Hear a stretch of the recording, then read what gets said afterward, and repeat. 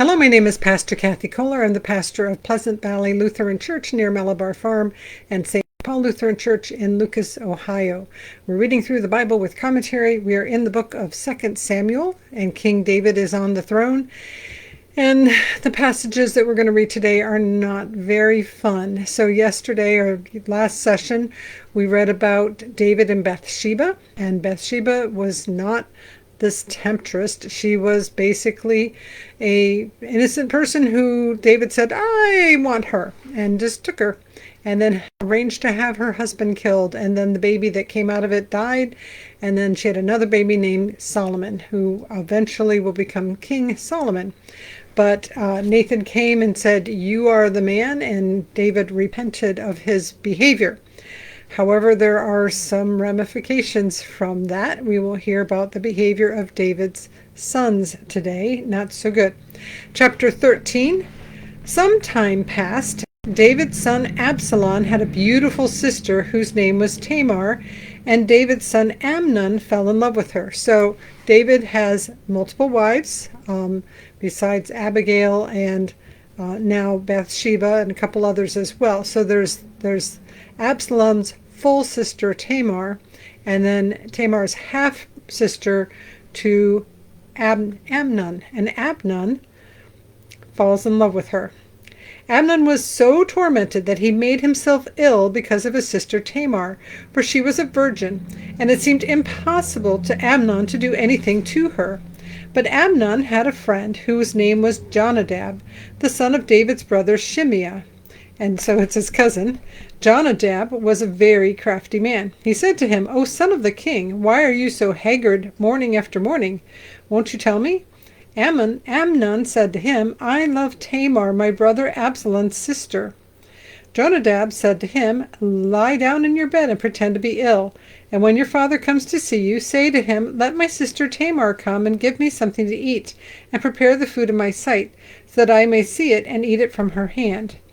So Amnon lay down and pretended to be ill, and when the king came to see him, Amnon said to the king, please let my sister Tamar come and make a couple of cakes in my sight, so that I may eat from her hand. Verse 7, Then David sent home to Tamar, saying, go to your brother Amnon's house and prepare food for him. So Tamar went to her brother Amnon's house, where he was lying down. So this is her half-brother, and she is being told what to do, and she goes and does it. So she took dough, kneaded it, made cakes in his sight, and baked the cakes. Then she took the pan and set them out before him, but he refused to eat. Amnon said, send out everyone from me. So everyone went out from him. Then Amnon said to Tamar, bring the food into the chamber, so that I may eat from your hand. So Tamar took the cakes she had made and brought them into the chamber to Amnon her brother.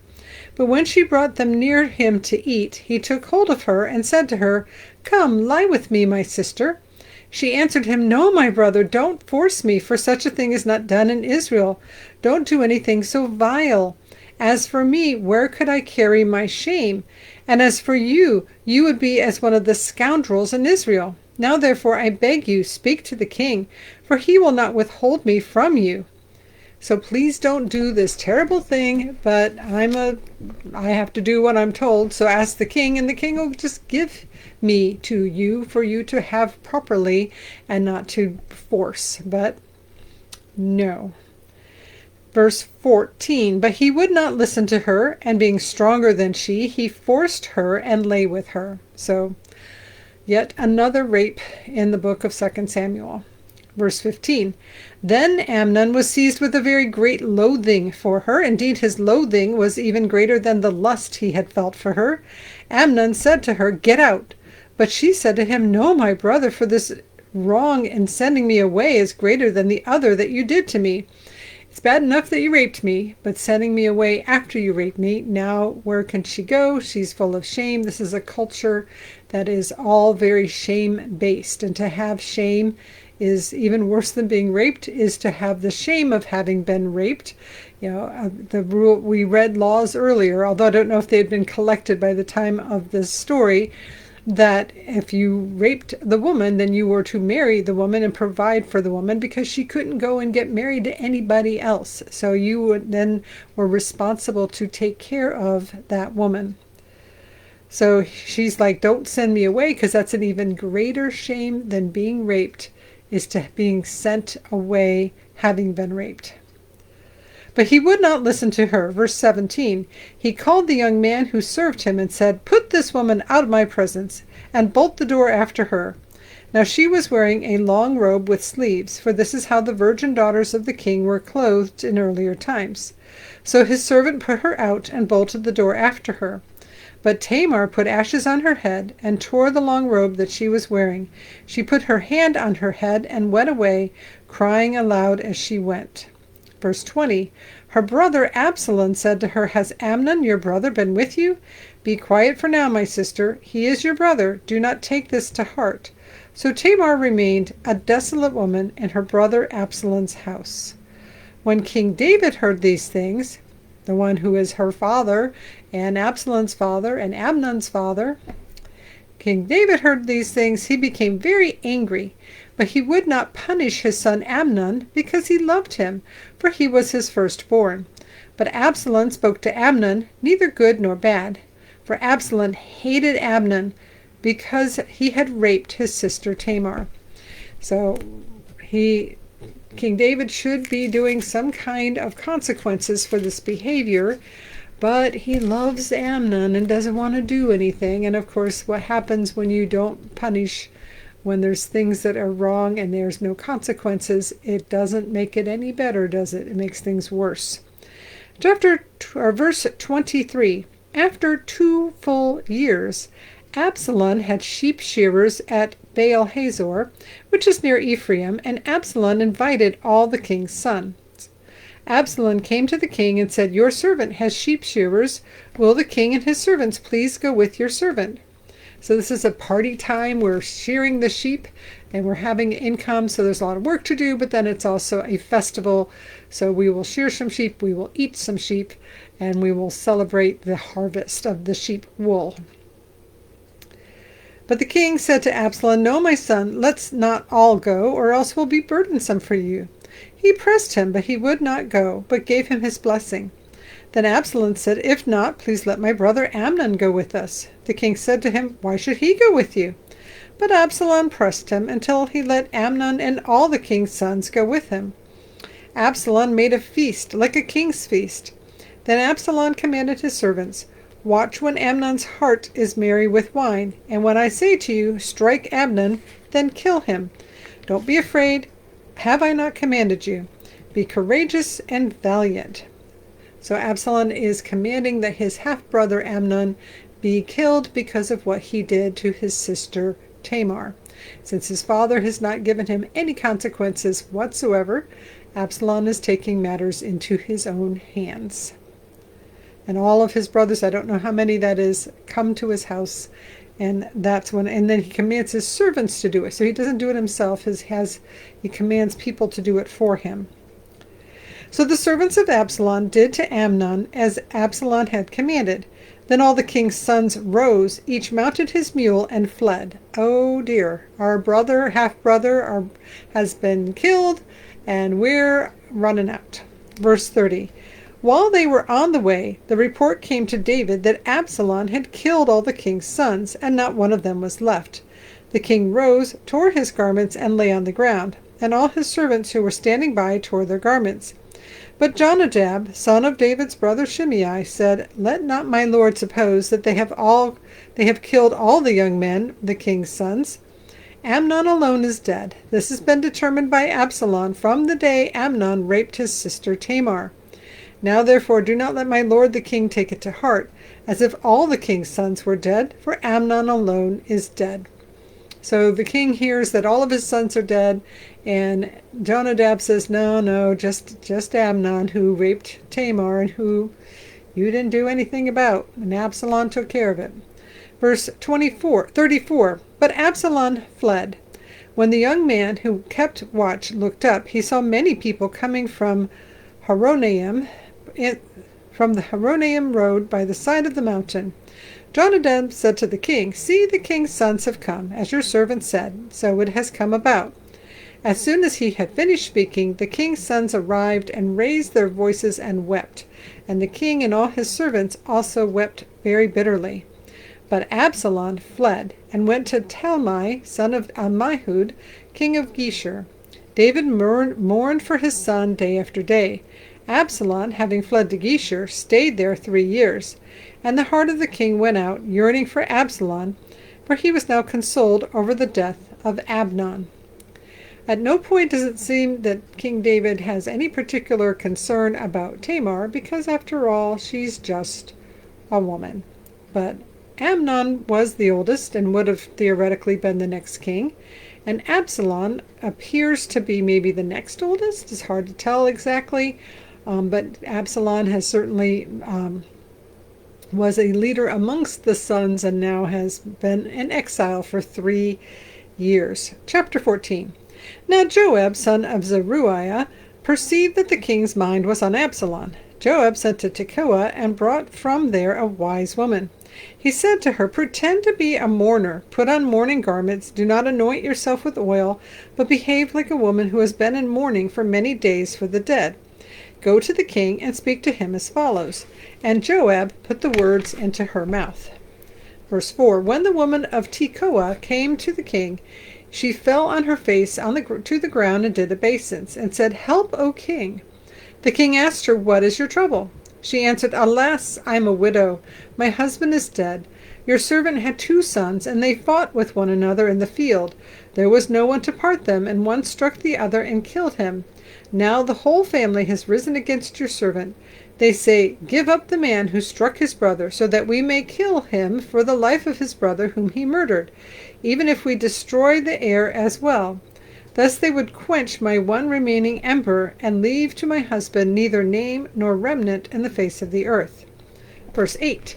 Then the king said to the woman, "Go to your house, and I will give orders concerning you." The woman of Tekoa said to the king, "On me be the guilt, my lord the king, and on my father's house. Let the king and his throne be guiltless." The king said, "If anyone says anything to you, bring him to me, and he shall never touch you again."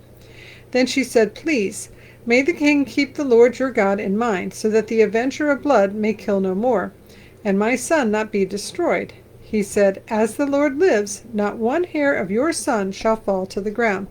So if somebody kills somebody, then the avenger of blood is allowed to kill the person who it's capital punishment, and the person that does the capital punishment is the close relative.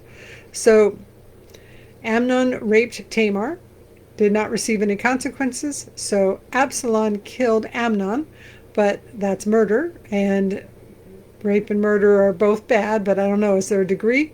So Absalom has been now gone for 3 years and can't come back because he's a murderer and killed his brother Amnon. And so she is saying, I have 2 sons, and if the one killed the other, if you kill that one, then I have no sons.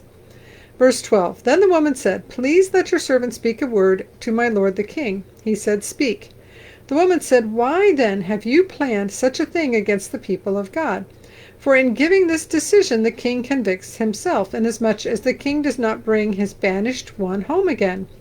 We must all die. We are like water spilled on the ground, which cannot be gathered up. But God will not take away a life. He will devise plans so as not to keep an outcast banished forever from his presence. Now I have come to say this to my lord the king, because the people have made me afraid. Your servant thought, I will speak to the king. It may be that the king will perform the request of his servant. For the king will hear and will deliver his servant from the hand of the man who would cut both me and my sons off from the heritage of God. Your servant thought, the word of my lord the king will set me at rest. For my lord the king is like an angel of God, discerning good and evil. The Lord your God be with you. So I thought, well, I'll come tell this, and then the king will make everything innocent. Verse 18, Then the king answered the woman, "Do not withhold anything from me, anything I ask you." The woman said, "Let my lord the king speak." The king said, "Is the hand of Joab with you in all this?" The woman answered and said, As surely as you live, my lord the king, one cannot turn right or left from anything that my lord the king has said. For it was your servant Joab who commanded me. It was he who put all these words into the mouth of your servant. In order to change the course of affairs, your servant Joab did this. But my lord has wisdom like the wisdom of the angel of God to know all the things on earth. So Joab put you up to this, didn't he? Yes, you're so wise, you're so smart. Yep, Joab. Joab told me to say all this. Verse 21. Then the king said to Joab, Very well, I grant this. Go, bring back the young man Absalom. Joab prostrated himself with his face up to the ground and did obeisance, and blessed the king. And Joab said, Today your servant knows that I have found favor in your sight, my lord the king, and that the king has granted the request of his servant. So Joab set off, went to Geshur, and brought Absalom to Jerusalem. The king said, Let him go to his house, his own house. He is not to come into my presence. So Absalom went to his own house and did not come into the king's presence. So Joab has connived to bring Absalom back from exile. Absalom has been gone for 3 years after killing or having killed, arranged to kill his brother Amnon, who raped his sister Tamar. What a mess. Verse 25. Now in all Israel there was no one to be praised so much for his beauty as Absalom. From the sole of his foot to the crown of his head there was no blemish in him. When he cut the hair of his head, at the end of every year he used to cut it. When it was heavy on him, he cut it. He weighed the hair of his head 200 shekels by the king's weight. There were born to Absalom 3 sons and 1 daughter, whose name was Tamar. She was a beautiful woman, so maybe named in honor of his sister. Absalom is a very handsome man with lots of heavy hair. Verse 28. So Absalom lived 2 full years in Jerusalem without coming into the king's presence. Then Absalom sent for Joab to send him to the king, but Joab would not come to him.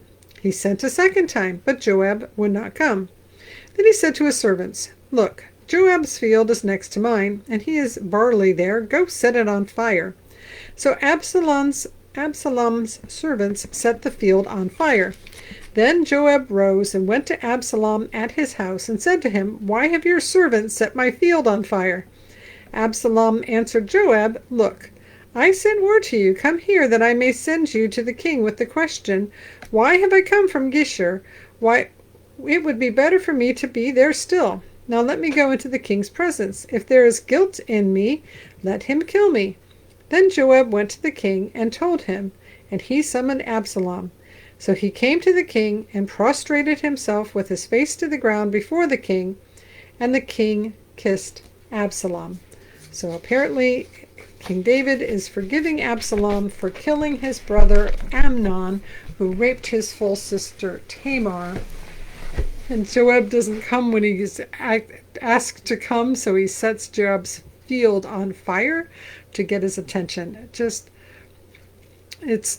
just crazy. And what do we draw from this? That when there is wrongdoing, there ought to be consequences, because when there's not consequences, things get weird. And it's hard to have consequences, and as a parent, it's always hard to have to punish children. And better than punishing, to have there be consequences, rather than a punishment, rather than retribution. Rather, you've done this thing, and in consequence of this thing you've done, here are the consequences. It is the best way to train children, because of course the world is full of natural consequences, and if a child never learns that actions have consequences, then they grow up thinking they can just do whatever they want to do, which I think might be a problem if your father's the king and you get used to just doing whatever you want to do. Most of us don't have that problem, but it is still a challenge to raise children and give them appropriate consequences, and even for ourselves sometimes to acknowledge when we are wrong, to acknowledge our sin, to receive the natural consequences, and to offer repentance and apology and try to make peace with other people. And of course, it takes 2 people to make peace. So this is not the end of what we will hear about Absalom. We will hear more about Absalom in our next session. In the meantime, may the Lord bless you and keep you. May the Lord make his face shine upon you and be gracious unto you. May the Lord look at you with favor and give you peace. In the name of the Father, and of the Son, and of the Holy Spirit. Amen. Go in peace, like, subscribe, comment, and we will see you again next time.